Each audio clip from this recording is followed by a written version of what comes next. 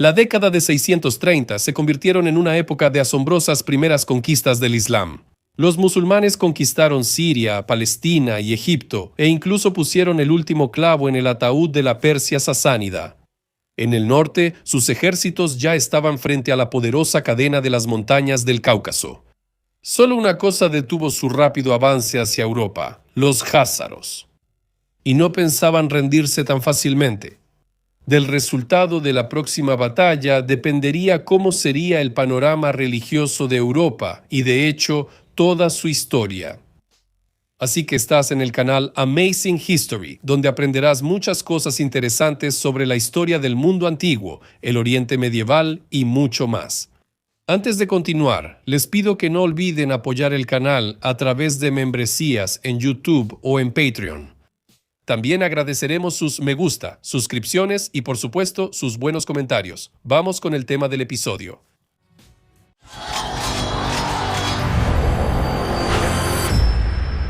Sobre la confrontación entre Bizancio y el imperio persa de los sasánidas se ha escrito bastante. Pero durante casi toda esta larga lucha, en el norte se encontraba una tercera gran potencia, que también fue una parte fundamental de la historia tanto de Europa como de Asia. Это был Хазарский Каганат, el Estado túrquico, que nunca pudo desprenderse completamente de sus raíces nómadas, pero fue reconocido por sus vecinos sedentarios y se beneficiaba de ellos. Los guerreros jázaros, junto con las incursiones en Georgia y Armenia, a menudo eran utilizadas por los bizantinos en los campos de batalla como aliados o mercenarios. Y en otros casos eran sus feroces enemigos. Al final, el colapso del imperio sasánida llevó a la aparición de un nuevo enemigo a las puertas de Jazaría: los árabes.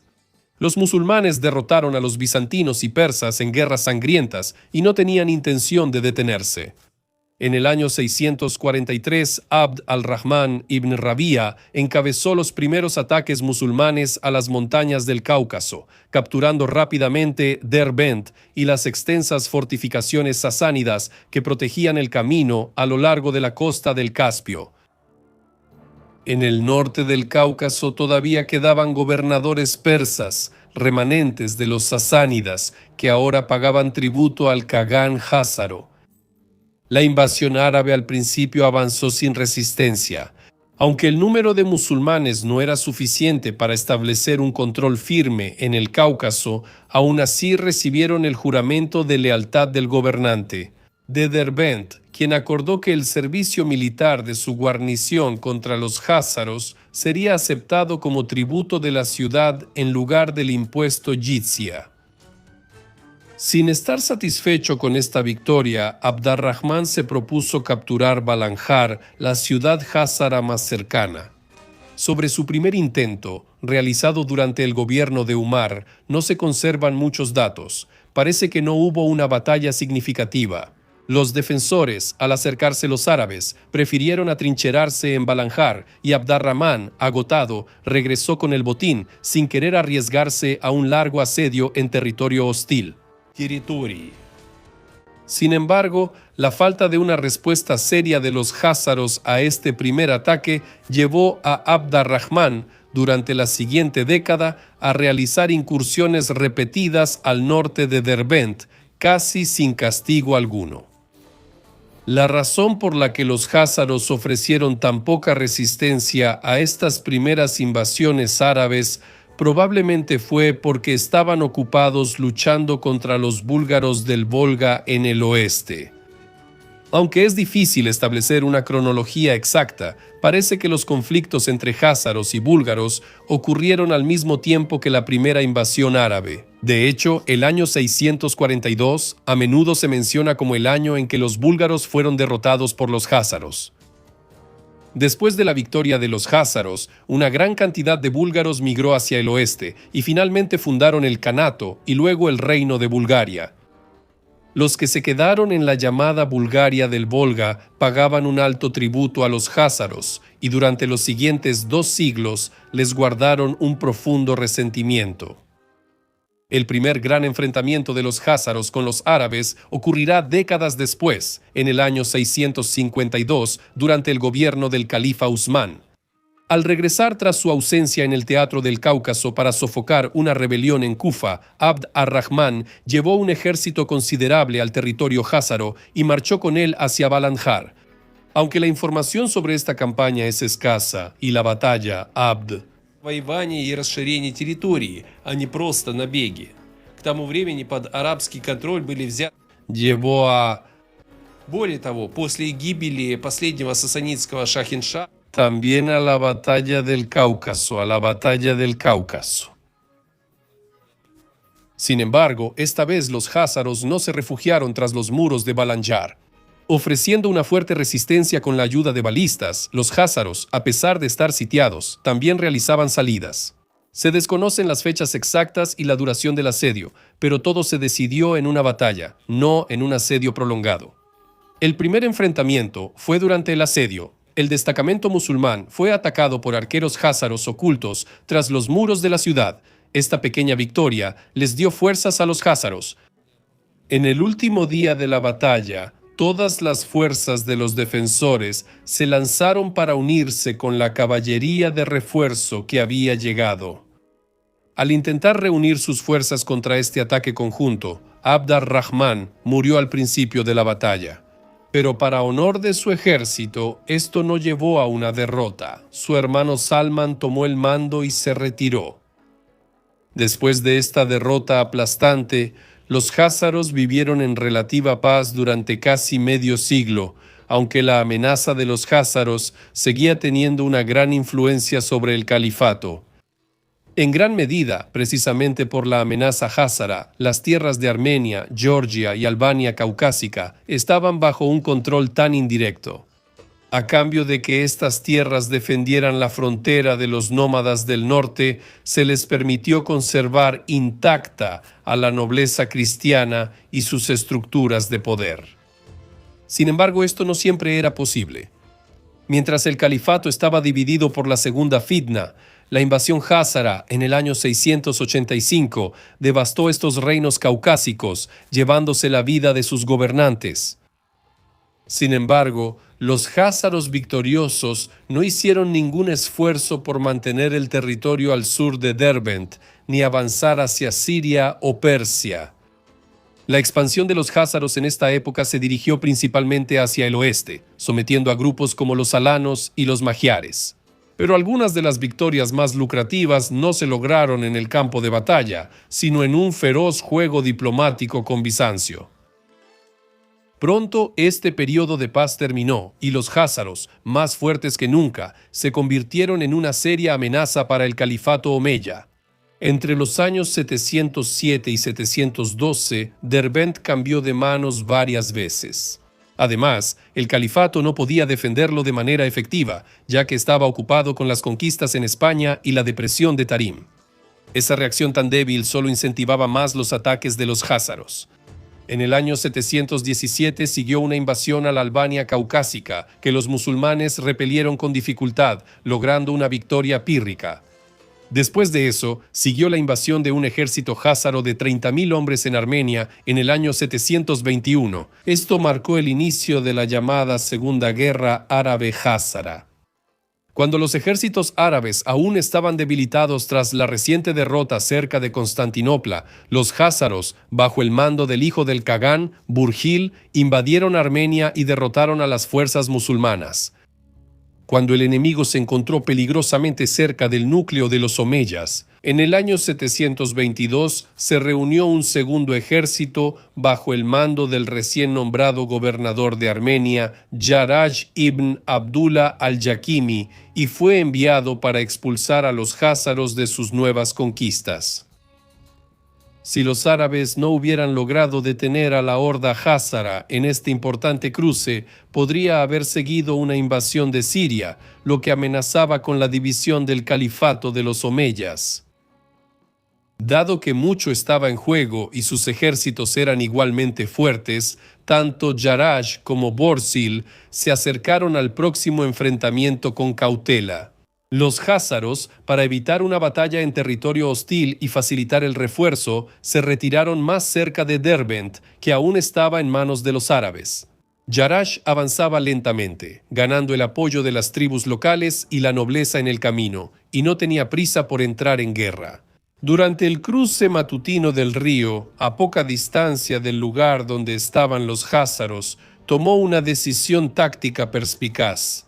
Al descubrir que uno de los jefes tribales que había atraído a su lado era leal a los jázaros, o al menos se estaba cubriendo las espaldas, al informar de sus movimientos al enemigo, ordenó a su ejército acampar, anunciando que descansarían y se reabastecerían durante varios días, antes de que comiencen el ataque. Sin embargo, al caer la noche, cambió su orden y partió de inmediato en campaña. Como él suponía, los jázaros recibieron información sobre su falsa intención de esperar en el lugar y pudo dejar atrás sin combatir al enemigo desprevenido y refugiarse en Derbent, reforzando su guarnición con sus propias fuerzas.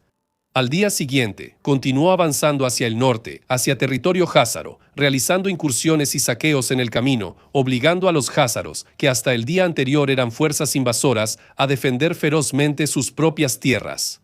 Aunque se han conservado pocos detalles sobre la propia batalla, esta confusión y la prisa forzada probablemente beneficiaron a Jarash. Y cuando, unos días después, el ejército de Barzil lo alcanzó, los musulmanes le infligieron una derrota total y luego avanzaron hacia Balanzar. Aquí se organizó otra defensa feroz, aunque las fortificaciones de la ciudad estaban en decadencia. Los jázaros construyeron en las alturas alrededor de Balanzar cientos de carretas unidas entre sí. Pero los árabes lograron romper la fortificación. Después de un día de intensos combates, irrumpieron en la ciudad y comenzaron a masacrar a su población. Sin embargo, las fuerzas principales de los jázaros aún no habían sido derrotadas, y la posibilidad de su ataque obligó a los árabes a regresar al Transcáucaso con un enorme botín y prisioneros. La caída de Balanzar, sin duda, fue un golpe doloroso para el Kaganato jázaro. Sin embargo, los árabes no pudieron aprovechar los frutos de su victoria. El califato sufría de una expansión excesiva, cuyos problemas además se agravaban por disturbios internos.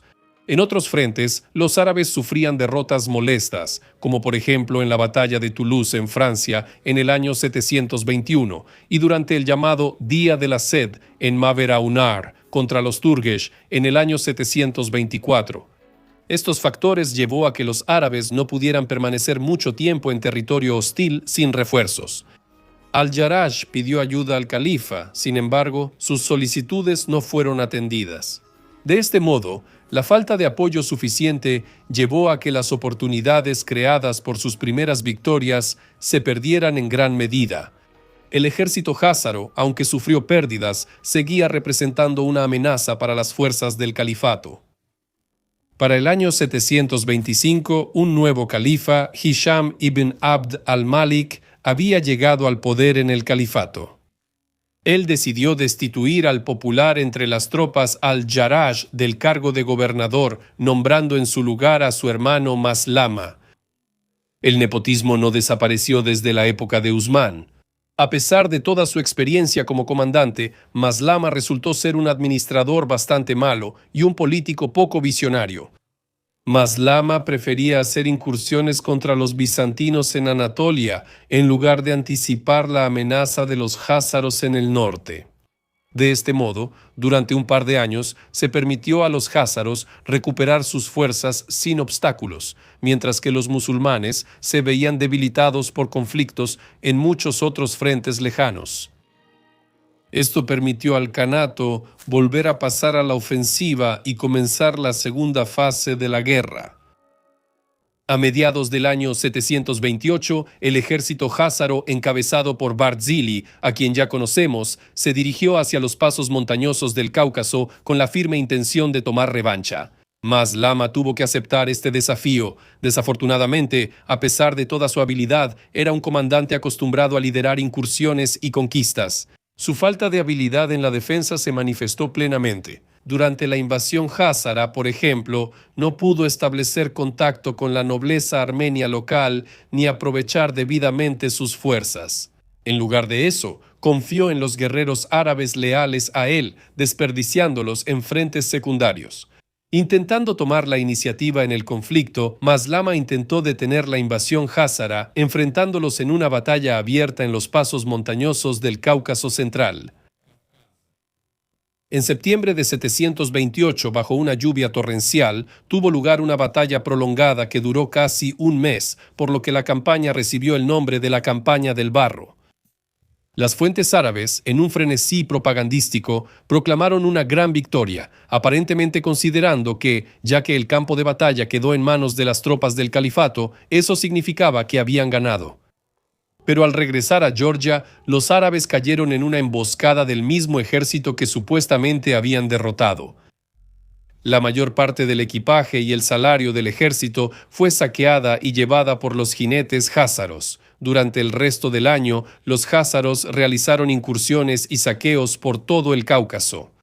Sin embargo, el califa Hisham no valoró la victoria de Maslama, por lo que devolvió el mando. Al-Jarrah, el héroe del asedio de Balanjar, se puso a trabajar con diligencia. Desde el inicio de la campaña del año 730, intentó repetir la estrategia de su éxito anterior, dirigiéndose al norte para invadir nuevamente el territorio házaro cerca de Tiflis. Con la esperanza de obligarlos a luchar bajo sus condiciones, los persiguieron por todo el Cáucaso. Sin embargo, esta vez Barzil ignoró el desafío. En respuesta, los házaros atacaron los territorios árabes en Transcaucasia, reuniendo un enorme ejército que incluía milicias de todas las tribus sometidas al Kaganato de Natu.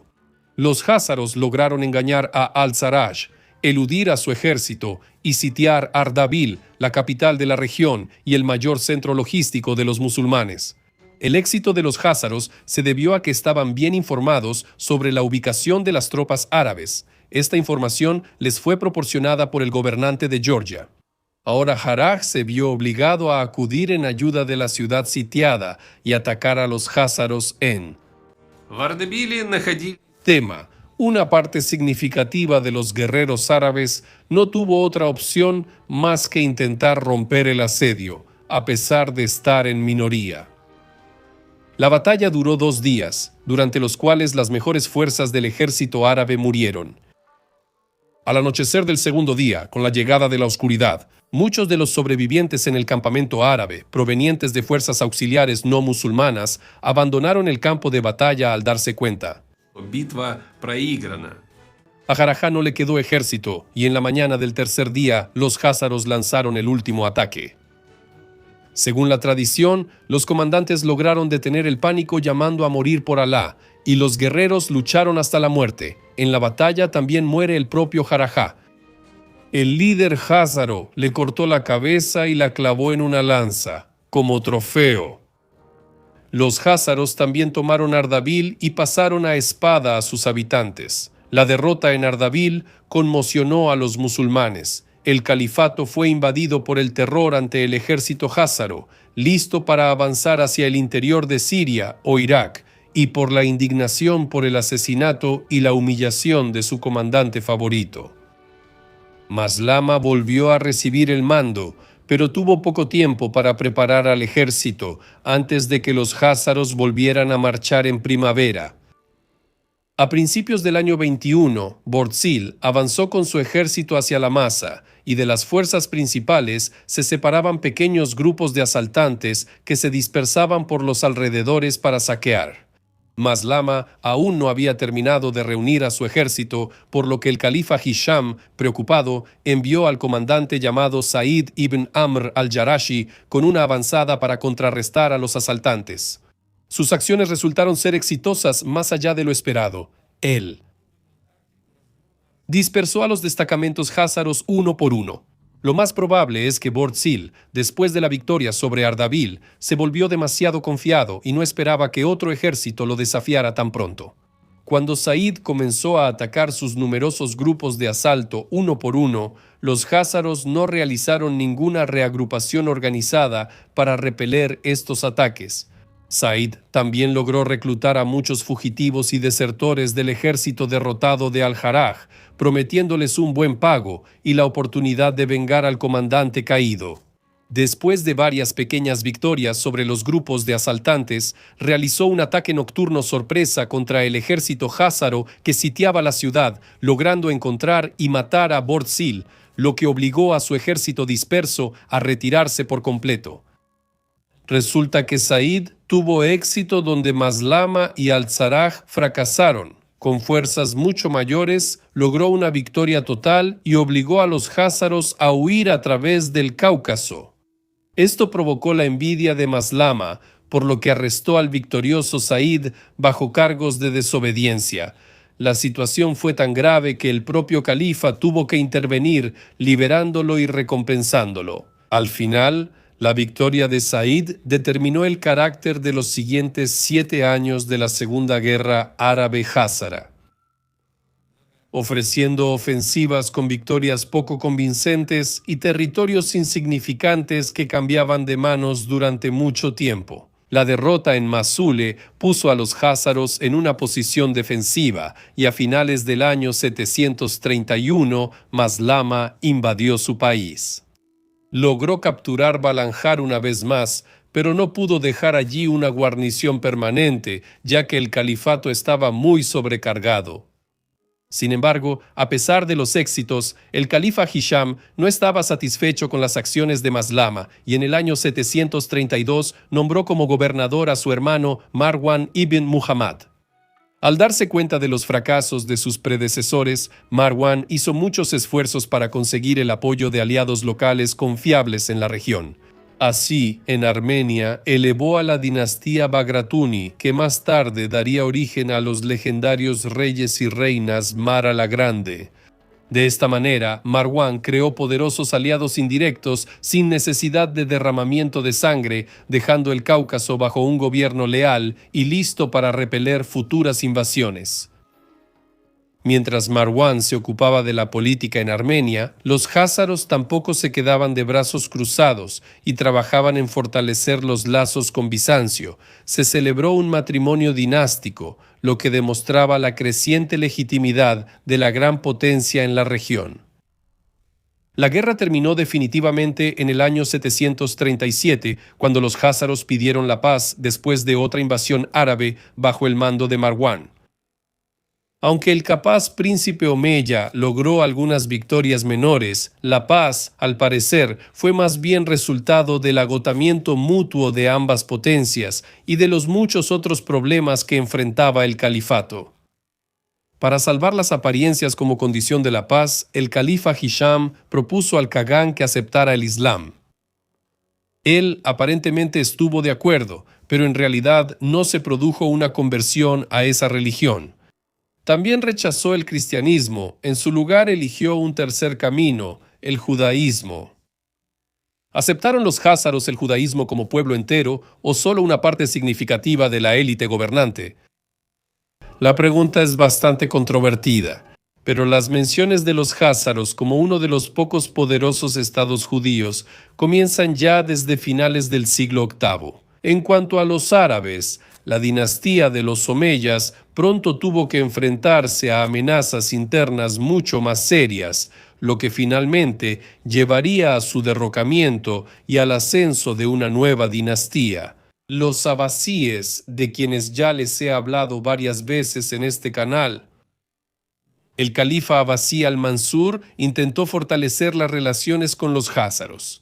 Para ello, ordenó a su gobernador en Transcaucasia que pidiera la mano de la hija del Kagán házaro Bogatur. Este aceptó y envió a la princesa al sur, acompañada de una comitiva de 10.000 personas y ricos regalos. Se casó, aceptó el Islam y le dio al gobernador 2 hijos. Parecía que todo iba bien, pero después de más de 2 años, la princesa y sus descendientes mueren misteriosamente.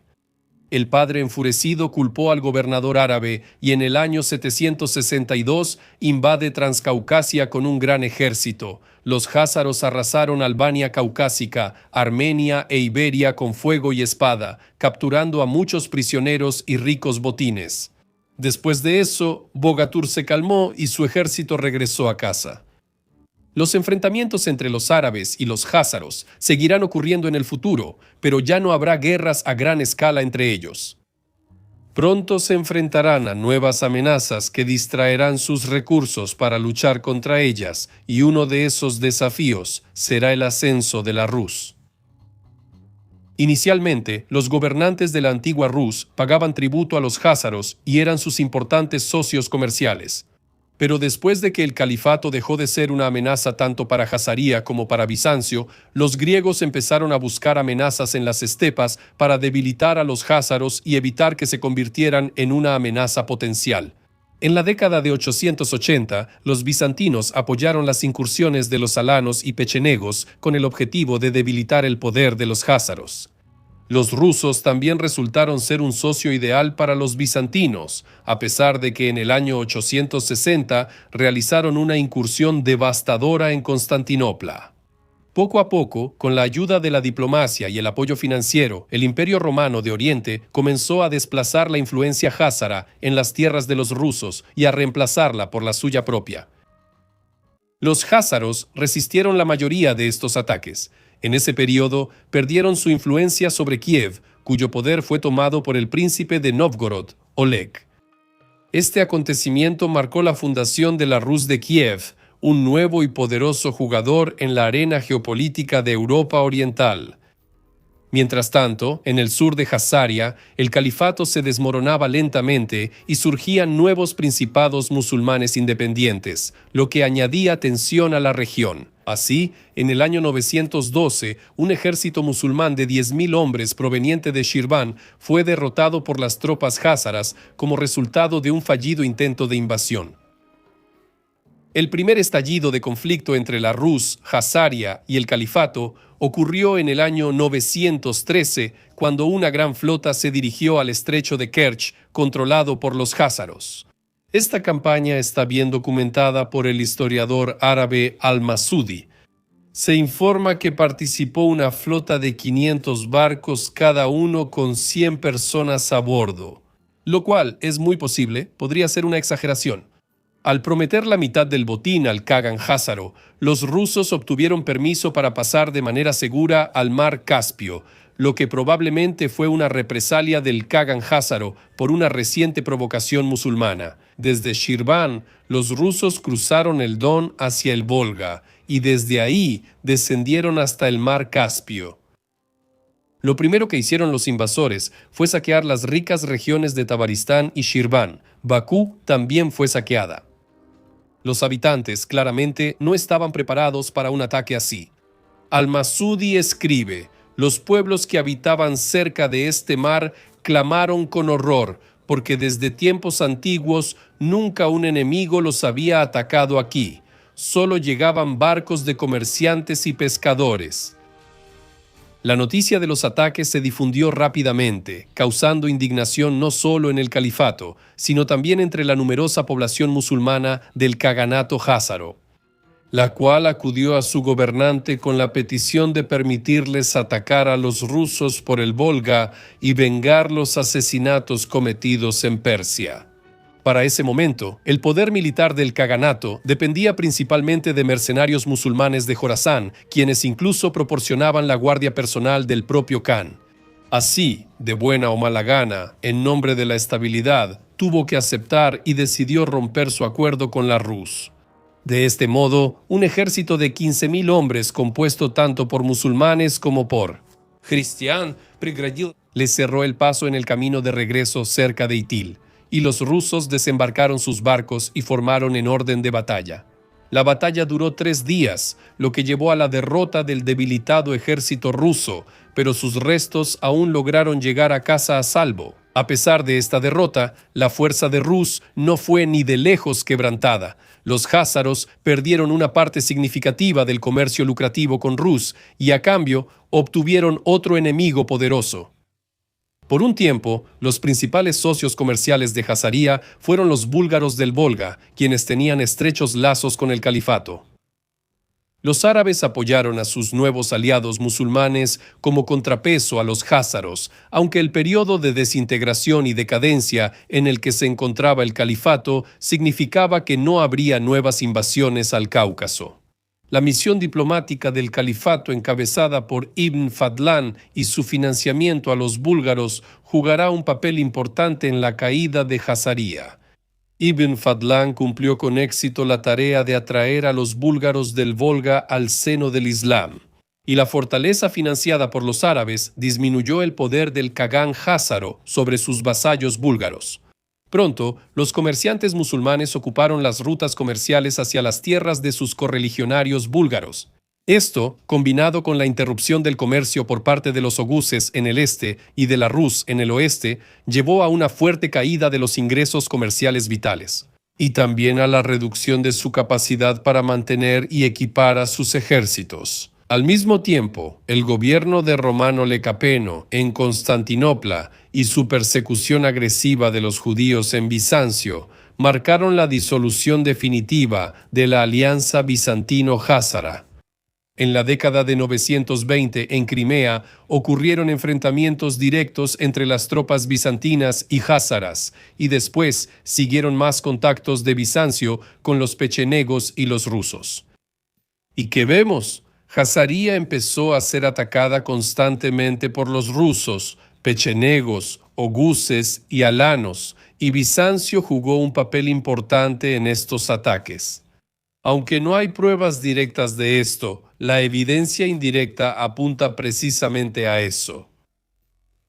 En su tratado sobre la administración del imperio, el emperador Constantino Sebne aconseja a los futuros emperadores hacer la guerra contra los házaros a través de intermediarios alanos y oguses. El califato, mientras tanto, se estaba desmoronando por sí solo. En la década de 940, el vacío de poder allí fue llenado por la dinastía chiita de los búyidas, que rápidamente se expandió desde Fars y eclipsó al califa en Bagdad, reduciéndolo a un vasallo. Al mismo tiempo, los gobernantes musulmanes independientes en el territorio del actual Azerbaiyán continuaban luchando contra los házaros. Sin embargo, la figura cuyo nombre se hará más famoso durante la caída de Jazaría será el belicoso príncipe de Kiev, Sviatoslav. La historia de este gobernante merece un video aparte. Sobre su madre, la princesa Olga, ya hicimos un episodio en este canal. Así que, después de comenzar su gobierno independiente, Sviatoslav inició la campaña contra los házaros. En el año 965, Sviatoslav capturó Sarkel, una fortaleza házara en el río Don que durante mucho tiempo había contenido a la Rus, y 4 años después cayó también Til, lo que marcó el fin del Kaganato házaro. Las guerras entre árabes y házaros detuvieron la expansión árabe hacia Europa del Este y durante mucho tiempo desviaron fuerzas musulmanas significativas de las fronteras de Bizancio. Gracias a esto, durante algún tiempo más, Bizancio pudo mantener el control sobre Asia Menor. El prolongado enfrentamiento no llevó a nada y resultó perjudicial para ambas partes.